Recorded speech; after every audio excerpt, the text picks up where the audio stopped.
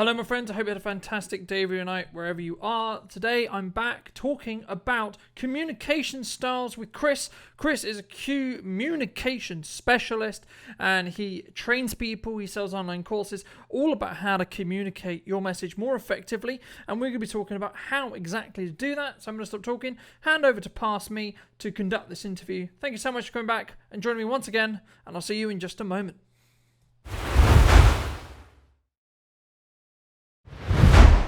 Hi, Carlton. Thanks for having me on the show. And I'm really looking forward today to talking with you and your audience, not just about video and how to get more comfortable on it, but also video and how it affects our business and communication in general. Why those topics? Well, I'm a communications trainer, an instructor, and author, focused particularly on communicating at work. And that's where I spend most of my time, helping people get clear and concise, helping people communicate their expertise with non-experts and a ton of other stuff. But to be able to do that, I spend a lot of time like this on video, on microphone, whether it's a social video, whether it's a recorded course, up on stage being filmed for some event. So video is a big part of me growing my business. So I'm hoping to help anyone in your audience who wants to just improve their communication a bit, or wants to get more comfortable on camera, and is just wondering how all these things can fit together while growing a business. Fantastic. Thanks so much, Chris. And I think, so many people ask me, how do I get the people I get on the show and why, and etc. But I want to start with how we actually connected and how we got here, right? Because sometimes it's very easy to just go through, I met someone at a networking event and then I'm going to have a conversation with them and etc., etc., etc. But that wasn't how we got to this stage. It's not. No.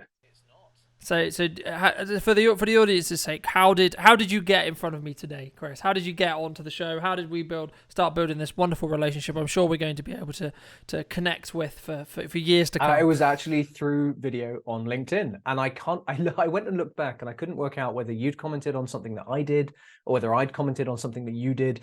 But at some point, our networks through Second Connection or whatever the Venn diagram is overlapped, and we popped up on each other's feeds, had a little bit of a chat, seemed to have something to contribute to each other's conversations, and that led to, in the best networking sense, that led to a real conversation, and seemed like the podcast and the show and the videos was a good fit. Yeah, absolutely. And I think the reason why I asked you that is because I think it's really important for people to understand that when we say video works, this is how it can work, right? Now, if I recall correctly, I think you commented on a video I had put out. Don't ask me which. I've posted way too many in the span of a year.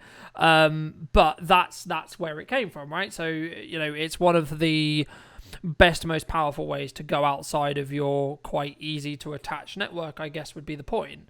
Yeah. And it absolutely is. I think so many people, they struggle with as a common thread to what we both talk about a lot, which is how do you connect and how do you talk to new people who we haven't met, right? We actually haven't had an actual digital conversation before the show, maybe a 5-minute one before the show, but outside that we haven't, right? And I think it's a testament to both of our social skills, which is actually the thing people need to develop and actually learn, is the ability to communicate with someone else. Because even if you don't know that person, if you have a high level of skill in social communication style, which is a lot of what we're going to discuss today, you can actually talk to anyone, right? You can actually talk to anyone regardless of their status, regardless of their audience size, regardless of we haven't had a conversation beforehand, Colton, or we haven't had if you can talk to your nan, but you can talk to anyone.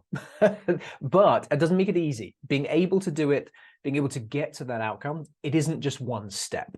And I know that we're going to cover that today. There's knowing that you can do it, or being told, actually, because that's what we're doing, is we're telling people you can do it. But they might not believe that. And I completely understand, because I started off, even in the field of communication, I started off being very nervous on camera. Knowing that I could do it was different to actually doing it. So, let's start there then, because, we've had a conversation about, it's very easy for us to say, because we're both seasoned professionals in content creation, talking, articulating, communicating well, a clear, concise message for a audience to consume, right? Because that's how we, I imagine, get both our lead gen, that's how a lot of our marketing is produced, and as you already mentioned at the beginning of the show, whether you're talking on stage, whether you're talking on camera, whether you're just articulating at a networking event, these are skills that could be valuable for the rest of your life, whether you're an employee or become an entrepreneur, or vice versa, the other way around. But how do you mentioned something with the really golden in the pre-conversation that I want to kind of come back to, which was you went from camera shy to professional articulation and on camera, or what could be described, or at least I hope I'm right? professionally articulate on camera. Absolutely. I mean, that's what I was going to mention. It's a subjective thing. I don't think we can ever be truly professional, as in truly perfect in our articulation, because I still cock up, I still get things wrong, I still, and that's outtake, okay. insert outtake reel that here, is right? Okay. I know we're going to go into a point, but on that, I still leave some of those mistakes in my recorded courses. So a slight mistake, a slight mispronunciation of something, or a correction of just a word or two, I used to agonize over those. And now I leave them in because I'm a human, and I want my students and clients to know that I'm a human and not a perfectly robotic generated AI script. Yeah, no, absolutely. It's a really important point. I think, the mention that jumped to mind for me was you can be humanized if you have those mistakes, those errors, those etc. And I think the power for video, from my point of view, is it's the quickest way for the reason why me and Chris can, synergize this well is, number one, we both have a very good skill set in being able to articulate to people and articulate our messages, but also we've consumed each other's content, which means we already know roughly, okay, these are we've kind of already met digitally. We've spent a bit of time together, sense, right? It's when you podcasts work as well. So anyone who's just listening to the audio of this rather than watching the video, we're in your ear,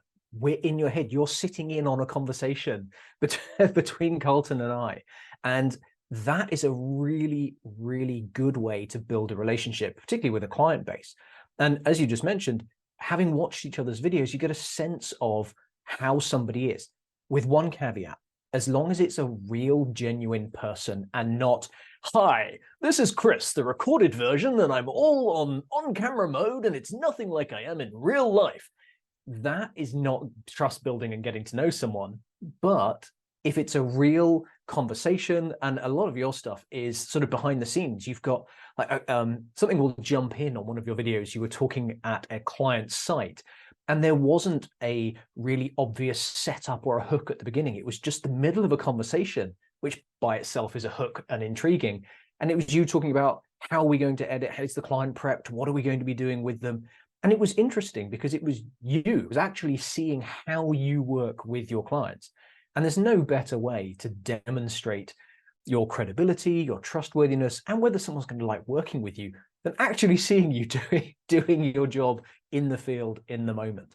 And that's one of the things that you have the least staged content, I think, of anybody in my social feeds at the moment. Everybody else has some higher level of staged content.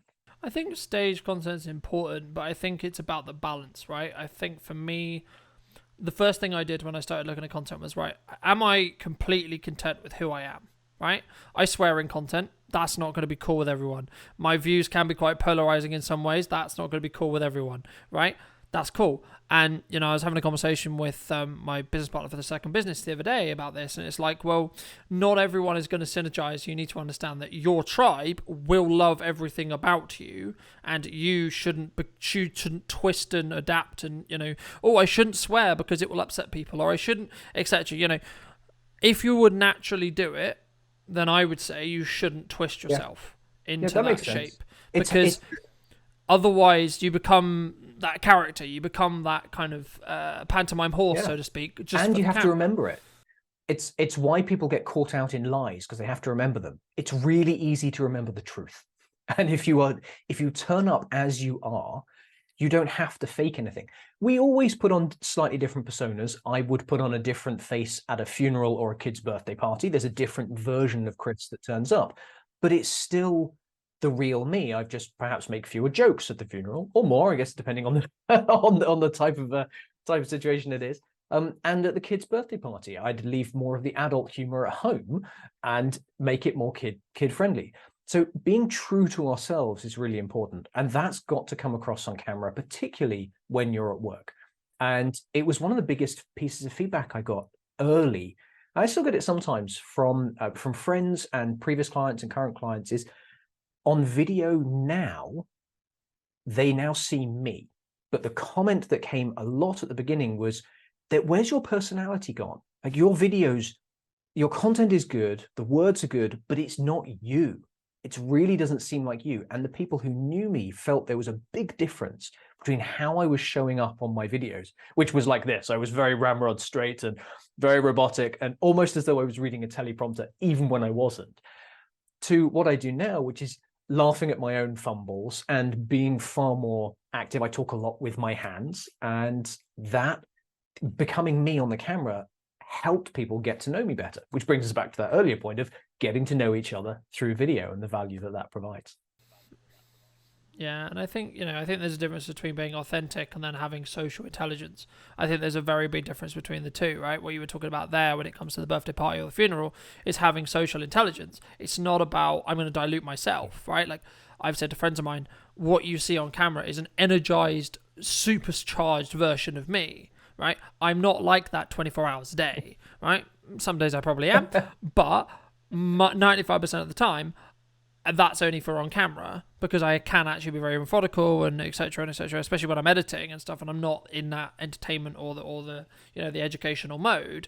But actually, you have to have that. You have to be able to shift into that to understand. Because otherwise you're just a dry robot, boring content, etc. But for those just moving slightly back to like camera shyness versus like the professionalism or professional approach of articulation, how did you get, I guess, over the hurdle of the concept of, I'm now going to create videos, right? Because I think it's very, I don't want to use the word entitled, but it's very easy for us to say, oh yeah, you can do it because I've got 10 years experience, you've got close to the same, so it's very easy, and it becomes second nature for us because of how much experience we have with doing it. That beginning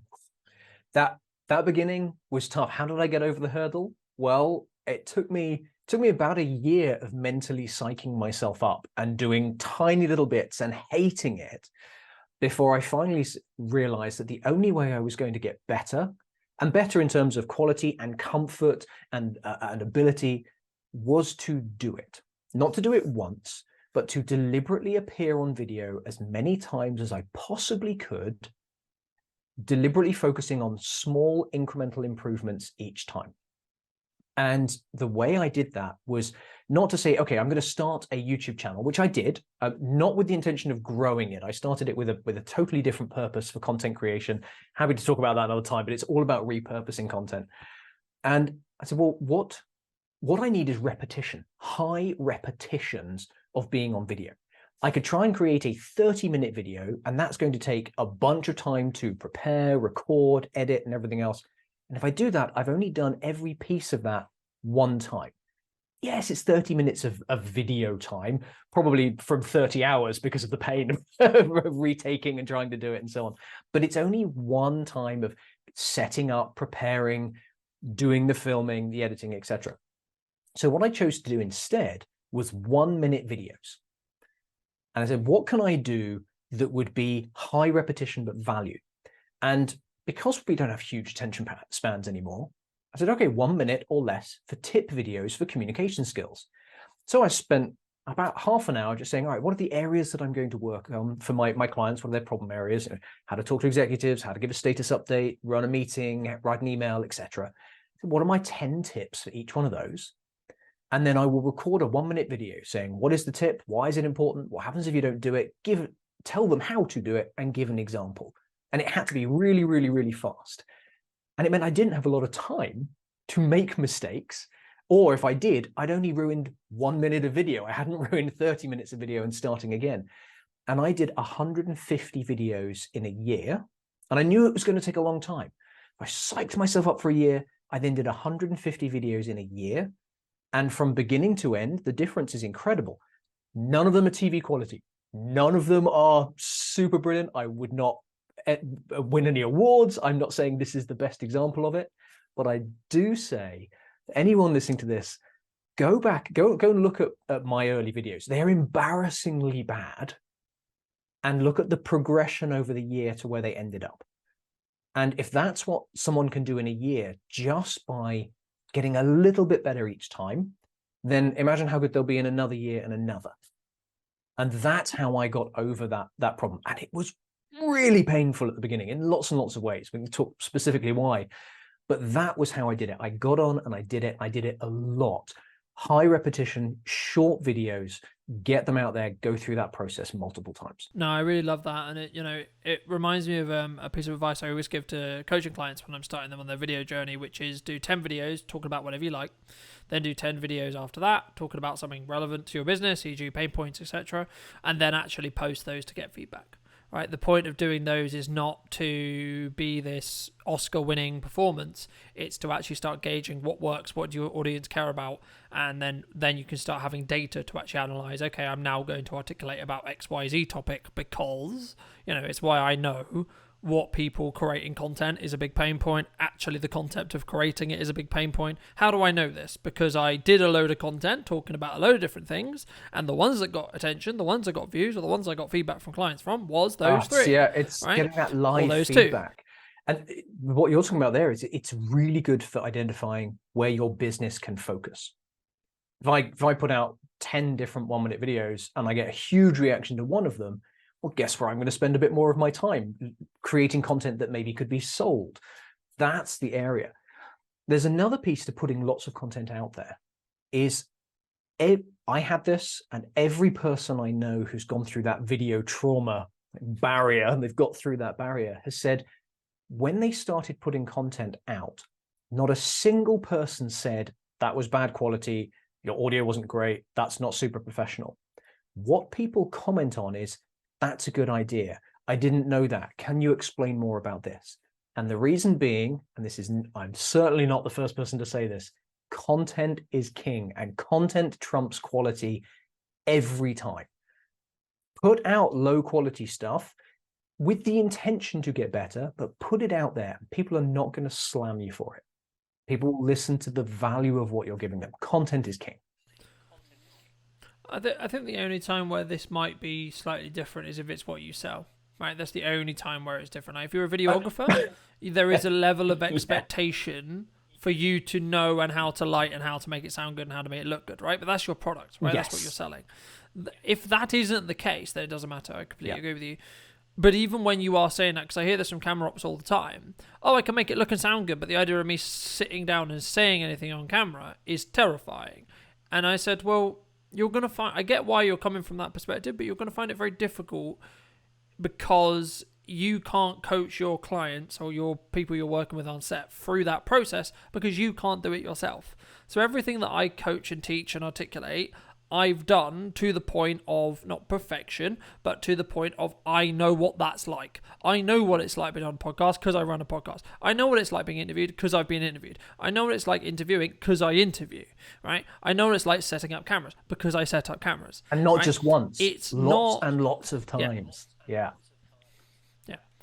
And to the point where one of the main things I say to camera operators when they're starting out is you need to know your camera so you can literally use it with your eyes shut. Yes. And it sounds ridiculous, but if you can't have that muscle memory to be like, yeah, this button does this button does this, etc. But it's the same when you articulate. And this is why one of the main things that I say to people when they want to start out with content is take the document more than the create approach.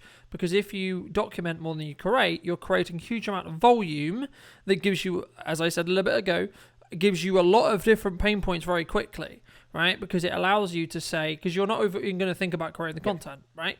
In most cases on podcasts, I'm trying to extract value from you that I might think might be valuable for the audience, but actually I'm being really selfish. I want to ask you about stuff that's really interesting to me and I think could have crossover value, of course, right? But the main reason why I do that is because it means I don't need to think as much about let's perform the pantomime horse on the show concept. I can have a genuine connection conversation with you that will, in a net positive, actually have a better connection and what I believe anyway is better content. And you can't Again, fake that. It could be subjective. You can't have that. If you'd intended to have a scripted conversation and we went off script, that's a failure. That's a problem. Whereas if you intend to just have a conversation about something, how can that go wrong? Well, maybe I could start dribbling all over myself, swear, like doing terrible things, but it can't go wrong. And one of the challenges with what we're talking about now is it's easy to say that when we're just having a conversation, but how does that translate to when I'm putting something out on camera for my clients, because once it's recorded, it's there forever. And I think there are a couple of mindset snares and traps that we get caught in. And I definitely found these, and I've talked to some of my friends about these as well. And it's that even in a 1-minute video, if I record something and put it out there, I believe two things incorrectly. Number one is that it's out there forever and people will be seeing it. And if it's bad or I've made a mistake, that I will have to relive that forever. That's just not true. And the second thing is that people are really going to care about the quality of it. And they don't. Nobody is sitting there watching our videos, looking for mistakes and going, oh, Carlton, you stumbled there. I'm going to go back and listen to that stumble again. Nobody cares. If it's rubbish, they move on. It disappears off the bottom of a social feed. And then next time you've got another chance to do something good. If you monumentally screw up, someone might unfollow you or so on. So, don't put out your absolute trashiest work to start with.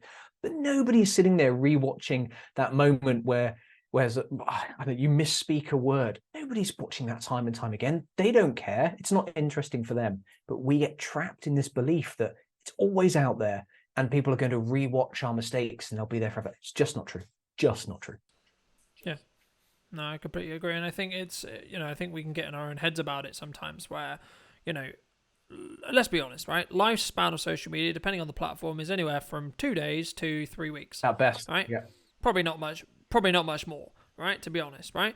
Now, this is the only caveat I'll say where this isn't true is search relevant content for YouTube. That's the only time where it's longer.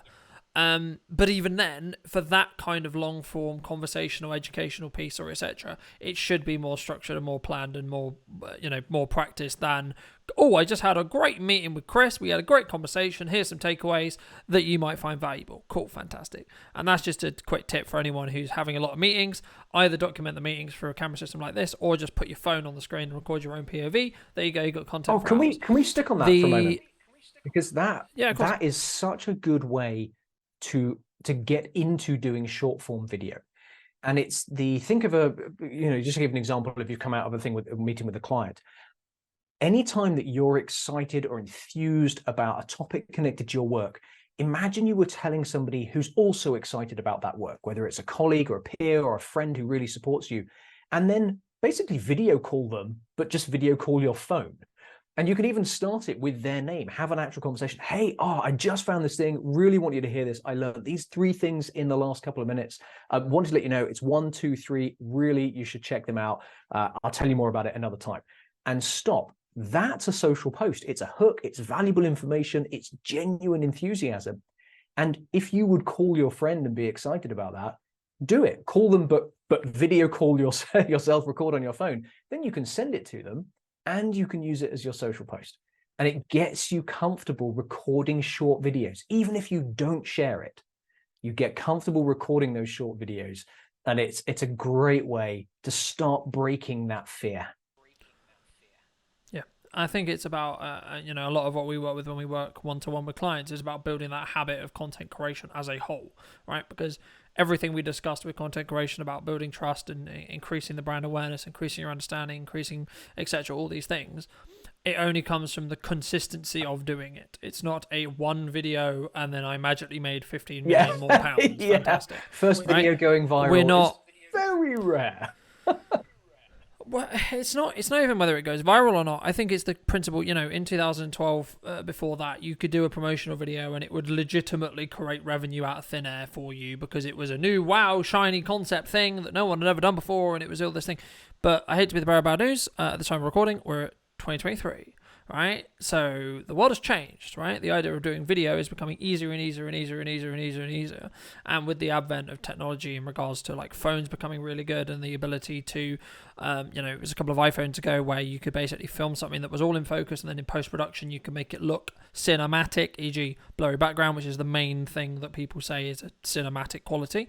There's lots of other aspects if you actually want to go into it, but the thing that everyone would say looks good cinematically is because the fact that the background's blurred. Right? That's the reason why. Is that the term? Yeah. Well, that depends on how you want to pronounce it. But, yes. How would you pronounce it?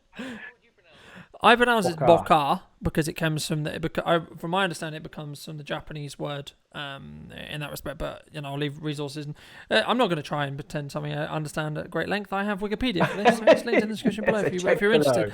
But yeah, I mean, it comes. That's what I'm saying. Like technology will, the ability to create content quick and easy that's high quality is going to become extremely easy as technology and as phones and as even cameras like this become more cost effective to obtain, but also the understanding of how to use them becomes more easy accessible. Beyond that, right? the expectation. And you mentioned that in 2012, doing a video was, wow, that's going to open the money tap. Oh but my now God. it's if you don't do it, it's almost a backward step. It's a detractor. It's the minimum barrier to entry for being taken seriously is you can do produce stuff on video for your business, even if you're a pizza shop. I've got a friend who runs a pizza shop in the town that I live in, and his website is static, but he runs a high class pizza shop. It's not a Domino's or a Domino's. it's a good classy pizza joint, but his site needs to have shots of the chefs in the kitchen preparing the food, something that's a little more interactive. When he does promotion that is advertising that's not just in the paper, if it's not video, then it's lost amongst everything else. It's sort of that minimum entry. And for anybody who is running either an information business or an expert-based business, if you're not on video, it's going to be harder, I believe. Well, according to Chris and a lot of other people on the internet, it's going to be harder to stand out, because when everyone else is appearing in the social feed in a moving live way, which catches the user's eye and they stop scrolling, if you're not doing that and you're still just text-based, it's much harder to capture people's attention, even for the people who know and like and trust you already. Yeah. And I think it's also, I was thinking about this a lot about, how do we actually articulate ourselves? I think sometimes we, and you mentioned it before the show as well, and that's why I want to mention it, we are very jargon based, right? So if I spend a lot of my time talking to marketers, I'll talk in jargon. I'll talk in stuff we all understand, right? It's shorthand. It's great. It makes your job easier. Jargon isn't bad. It's expert language that makes your expert job easier when you're talking to other experts. But the issue is when we do marketing or when we do content in general, we aren't necessarily, are we? Exactly right. And whenever I coach people on content or whenever I look to do content, I always asterisk it by saying, speak in layman's, speak as if you're talking to an alien or a 3-year-old, because you need to help anyone who doesn't even understand what you do be able to understand what you do very quickly and very concisely, as he butchers the sentence, right?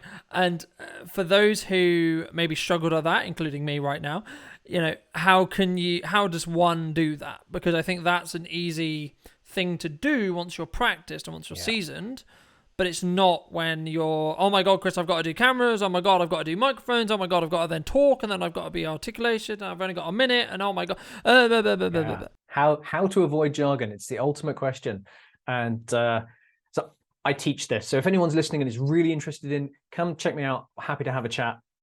There's things that I do and teach and sell on that. But for how to do it counterintuitively, don't start by trying to avoid jargon. That's the end result that you want to get to. But it's really hard to strip out the jargon because it's the language you use to talk about your work. So what I recommend is a stage-by-stage process to go from I'm an expert and I use certain language to I can talk to somebody else in their language. And the process is this. First of all, consider who your audience is in terms of if you're talking to someone at work or you're talking to a client, how much expertise do they have in the topic? If they've got loads, you can use more of your expert language. If they don't have any, you should just be aware that you need to try and use less. The next thing is, what is the audience's perspective? Do they care about your service from a business perspective, from a user perspective, or as an expert? If they don't care about it as an expert, a fellow expert, you can't talk to them with your expert language. You have to talk to them about your service from the user experience or from how it will impact their business. Not, and how is the key word here, not how the thing works, but what it does for them. So a little bit of consideration about the audience is the first step. And if you can change your perspective to match theirs, you'll have taken a step away from your expert language. So that's the first way to avoid completely filling your stuff with jargon. The second is to make your message relevant. And hands down, the easiest way to make your message relevant is to talk about the impact to them or something they care about. If I was selling software, I do not talk to my customers about all the bells and whistles and widgets that the software has. I talk about the impact this will have to what they care about. This software will save you time. Doesn't matter what it's built on, doesn't matter all the background stuff, it'll save you time.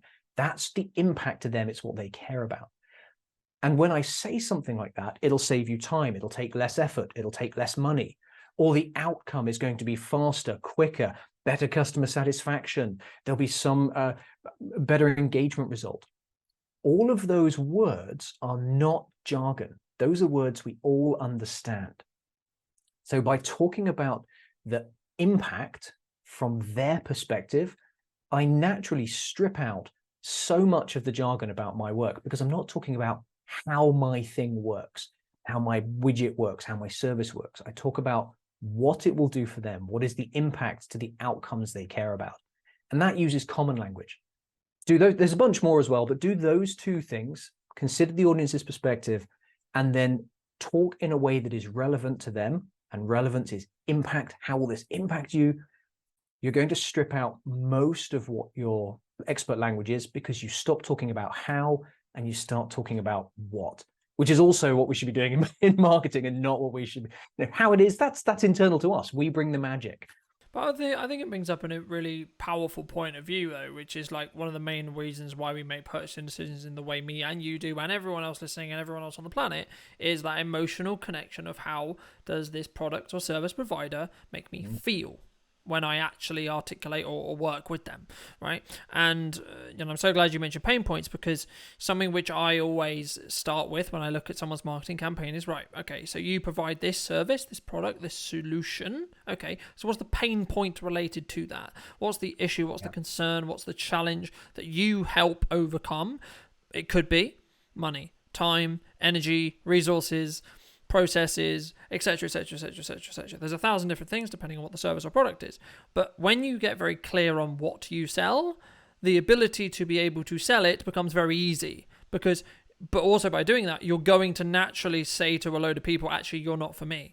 As I alluded to a little bit earlier about understanding your tribe, it's okay to do that. And I think sometimes people get very, very, very hard time selling because they aren't practiced in the ability to articulate what value they actually provide, because clients are value sensitive. They aren't price sensitive. They aren't time sensitive in the same way. They're value sensitive. So the value that I provide, the reason why this show is watched by a certain point and why you are at this point listening to it for 33 minutes in, is because we've added enough value to get 33 minutes of your invested interest and time in the show. All right? Because if we hadn't, you would have clicked off and you wouldn't be listening to me now. Right? But the crux there is understanding what value can you articulate, and something that I think we're going to see in the next 3, 4, 6, 7, 10 years is going to be not, oh, look at all the production quality, and look at all the bells and whistles, and look at all this, which will always be there. There'll always be a place for video production properly, right? Doing it traditionally and with proper cameras and with proper lighting and will always exist. However, the people who are able to clearly, concisely articulate the value which they provide to the market will always win in comparison to the one that has 10 grand's worth of camera kit and sits there and waffles. All the gear and no idea. You're absolutely right. Being able to be clear and concise, and this comes back to what we were talking about earlier: content over quality. If you pay and invest in, it can invest money, it can invest time, it can invest energy in getting super high quality, and your quality's up here, but your content is down here. So your video quality up here, your content is down here. People will measure you by the lower when it's content. Switch it the other way around, people will measure you by the content. And the reason that I'm absolutely confident in this statement is, for anyone watching this, go and find the last 5 interviews done by somebody that you respect who's a social media person, whether that's Gary Vee, Tony Robbins, Marshall Goldsmith, whoever your particular flavor is. And there was quite a broad range in those 3 examples. Go and find the last 5 interviews they did. You don't have to watch all of them, but go and find 5. And I bet you at least one of them was done on a phone or on a laptop looking down with that horrible up the nose look with terrible background lighting, not studio production quality. And these are people at the absolute top of their game. So, okay, maybe Anthony Robbins would have slightly more professional. He tends to be a little more on video, but Gary Vee or Marshall Goldsmith, who's a really, really highly regarded expert in the business coaching world, regularly voted the best in the world for CEO and business coaching. He does entire videos into his laptop camera with some fuzzy background behind him, and he's wearing a polo shirt. It doesn't matter, because the content that he's putting out is fantastic. The quality of what he's saying, not the quality of the production. And that's why I'm absolutely confident that, Carlton, you and I, well, you're a little different. You're in the video production business, so you have to at least be a little higher on that bar. But for me, what you see on the screen now is good enough for 99% of what I do, because it's the stuff that comes out of my mouth and how it helps the end user solve a pain point and a problem they have. That's where they get the value, not by me upgrading to 10 grand's worth of video kit. Well, don't get me wrong, like, that can give you that wow factor and it can be valuable. And as I said, there will always be a place for that. After you've got the message. But if you But you can't just waffle your way through it and chuck money at it and hope it's going to fix your problems. Marketing wise, it's not, right? But also you need to be aware of the context and how long these things take, right? Being a skilled video content presenter is very different to being a skilled content writer. Oh, yeah. In the same way, it's very different to being a camera operator. I know some incredible operators, but you put them on the other side of the camera, they completely crumble, right? One of the best pieces of advice I give to, if you were going to give advice to people who are starting out in video, is try to be on every side of the camera consistently, because it allows you on a set to fill in any hole that exists, number one, but also number two, you have a very clear understanding of what's going on, and you can have a very clear vision of what you want as a director, because if the lighting's off, you'll be able to actually technically understand why it's off, instead of going, it looks funny. You also have an appreciation for when something goes wrong in that other area. It can stop us being a diva, unintentionally being a diva. If we're always on this side of the camera and the camera's not working, it's so easy to say, well, God, just why can't you make the camera? Like, what's wrong with you? It's just some lights, right? It's just a camera. If we've been on the other side, because that's such an arrogant and ignorant thing that I just said, but if that's all you know, it's easy to assume the other side is the hard bit. Is the easy bit, and what you're doing is the hard bit. They're doing all those wrong. Well, and then also flipping it the other way around, right? Like, if you've only known camera operation and then someone's stumbling over their words or really struggling or really nervous or all you have to do is stand there and talk. How hard is that? I've got all this tech to manage. What's wrong with you? Just get the words out. Yeah.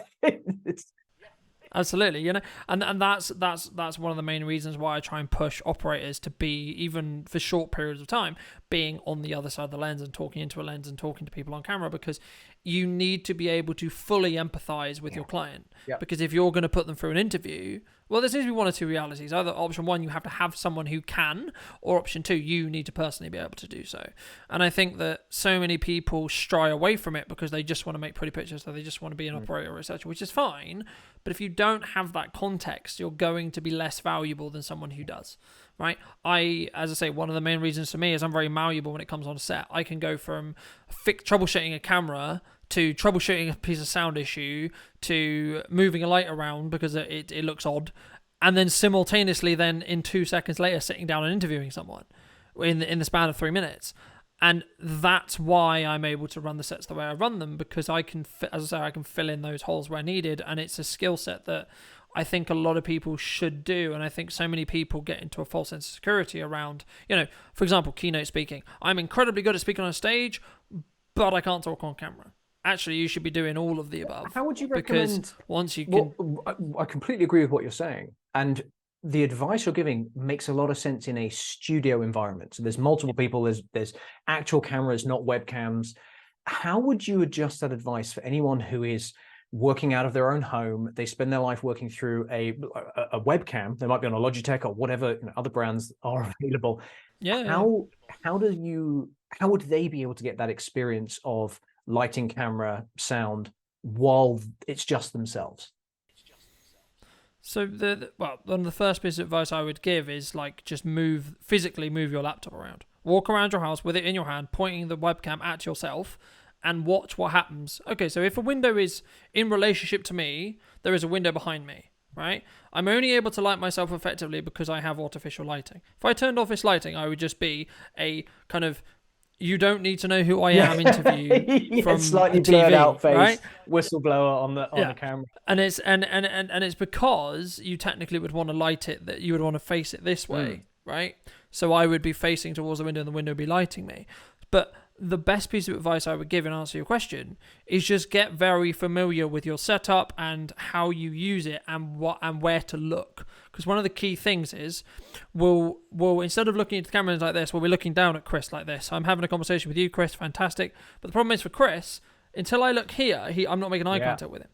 Because I'm making eye contact with the lens and also with the audience when you watch it. There's a massive difference between the two. Let's both do it. If I do this, so now I'm looking at you and we'll have a conversation like this, and it's now really impersonal. It's like sitting at a table. It's like sitting at a date where two other people are having the date and you're there as the extra person. And even if I look up to the next person, so I've got two of us on the screen, and I now look up to look at myself, then I'm still not looking at the camera. So I have to do this. Now, there's a problem with this, is that when you're talking to me, if you were looking at me on the screen, you'd want me to be looking you in the eye. So there's a problem in that if I'm looking at you, the audience, I can't see how you, Carlton, are responding. I don't have that body language feedback. So I have to do one of two things, one of three things. Either don't care about it and just know that this is going brilliantly and I don't need any body language feedback. Not a great choice. Option number two is I glance down and look at you. So I'm getting that feedback of, am I going on for too long? Are you giving me signs that you want to say something? And option three is to use one of a reasonably inexpensive thing. There's something called a plexi cam. And then there are other cameras there's cameras that go down on a string on your screen. So you can put the camera in front of the face. So for anyone, if you were watching me, the camera would be here on your screen. So you can look in my eyes and still see me. Another one is, I think it's a plexi cam. Again, I'll send a link. I'll send Carlton, I'll send you a link. You can put it below. That allows you to put your webcam in the middle of your screen. It's a bit clunky. It's like having a conversation with someone with a Post-it note in front of their face because you can't see everything, but you can still get, it's better than not seeing anything at all. But looking in the camera, here's the tip. So here's the piece of advice. I should have led with this. The advice for someone who is recording video, look into the hole. Stop looking at the screen. And I did a really silly thing to help me with this when I started. I did two things. First of all, I had a printed out picture of a face and I cut out a hole where the eye was and it was over the camera. So I was literally looking at somebody's face. And that made it easy for me to begin with. And then that got distracting. So I put two bright pink neon arrows pointing at the camera. And that's where I had to look. And you can do the same thing if you're on your phone. Get a little piece and put an image, put a little sticker. There's a chap who does this, Julian Mather. He's a great source of information, resources, and advice on being comfortable on camera. He has a little neon arrow pointing at where the camera is on his phone so that he doesn't get drawn to looking at the picture. He's always looking into the hole. So do that. Those are some tips. So there's, I mean, I can sit here and list 1,000 others, but the very simple one I'll add to that is stick a Post-it note over your screen when you're filming content. This does one of two things.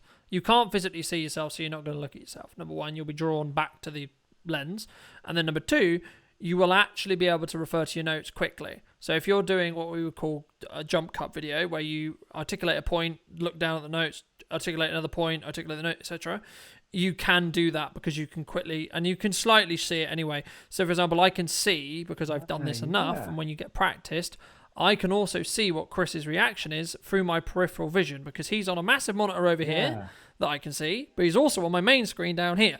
So there's a lot of feedback where I don't have to break eye contact with the lens, but I can also see. Yeah. And so I could record, and then I can if I'm very quick, I can look down, and so I'm not reading lots of notes, but I'm also not distracted by what's on the screen. I like that. I might have to try that if I get stuck on something. Feel free to, as I say, steal.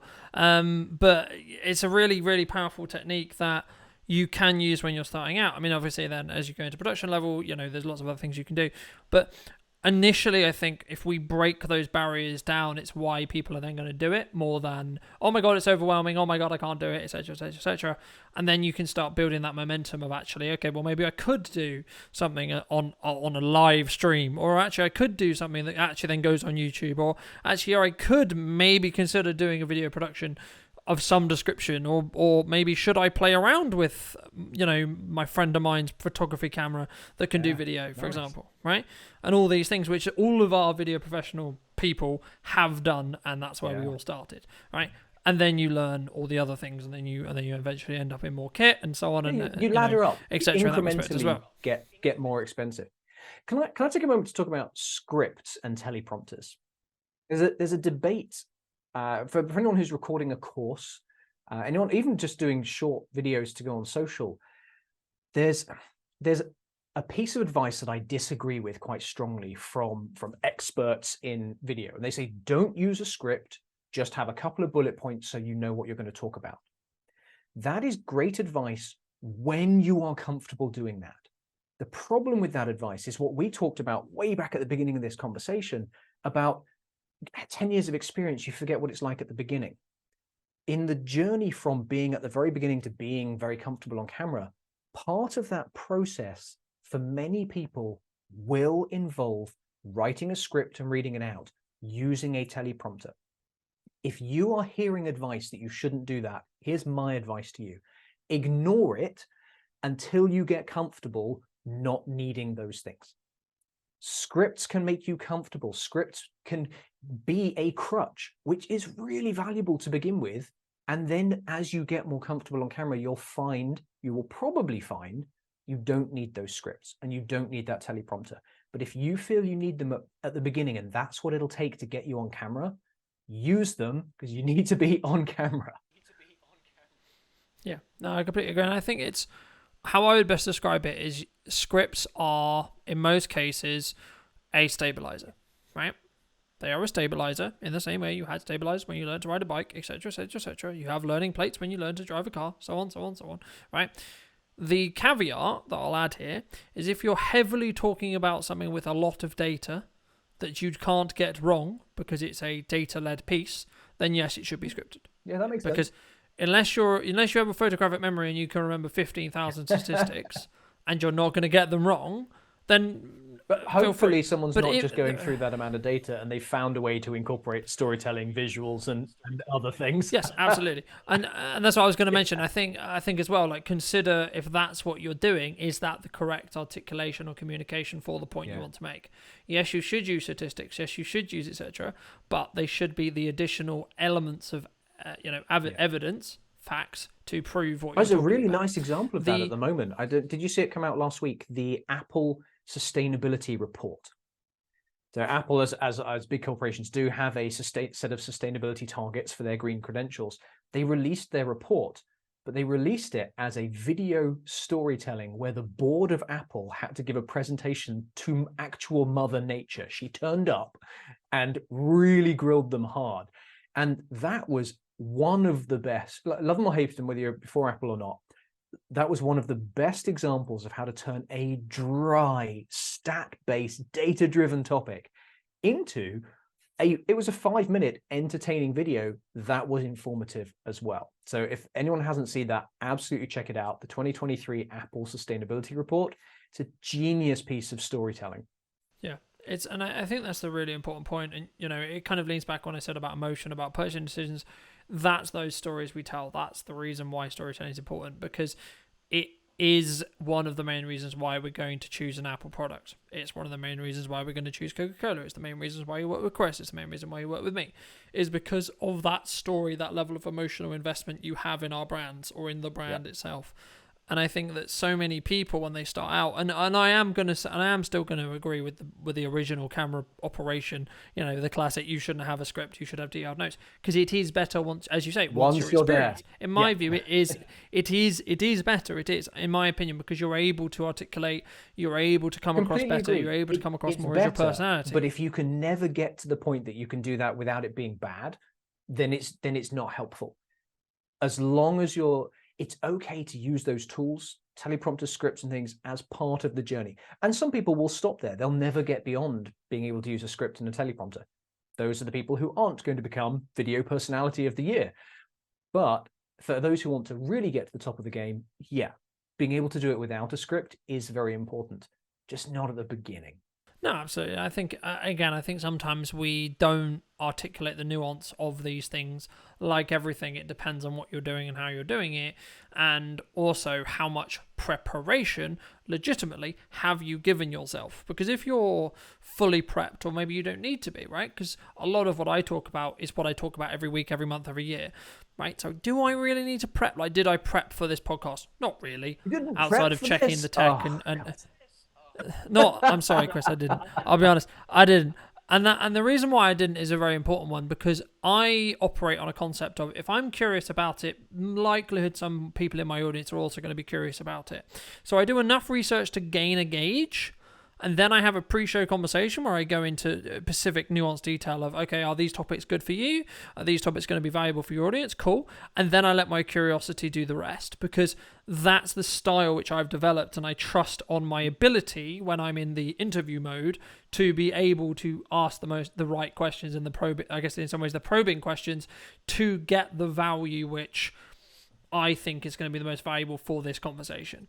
Other people would say you need to fully research Chris, you need to fully understand everything about him, etc., etc., etc. But I think then what's the point in me interviewing you? Just create a Wikipedia article. I know all article. the answers. Yeah, two very different approaches. And I hope that, gosh, we're almost an hour in now. So I really hope that those who are still listening have got some value out of this. I'm sure they have. And for those who want to continue this value conversation, want to hear more about what you do, maybe hear about your courses, hear about your training, hear about your coaching, etc., etc., where's best to reach out? Where's best for people to connect with you outside of this? Yeah, there are two places. My social hangout is LinkedIn. That's the only place that I really focus my time. And you can find me at chrisfenning.com. Very easy website to remember there. So, and I answer every message. Happily have chats with people, particularly if their focus is on getting their communication better at work. So yeah, come find me. Ask any questions you like. Fantastic. Thanks, Chris. And for those who are going to go on stage, going to go in front of an audience, going to pick up a phone, and after this they're going to go and do some piece of communication. They're going to articulate a message to the wider world, whichever that way that means. As I alluded to, what piece of advice would you give? Strip out all the background info. Strip out everything that says how the message works. Focus on what does it mean or do for the other person. Thank you so much for joining me, ladies and gents. I hope you took value from this conversation all about communication. If you did, and you would not like to miss next week's interview, where I'll be talking to someone new and exciting, make sure to be subscribed to the channel. Make sure to leave me your thoughts in the comment section down below, and I'll see you very, very soon.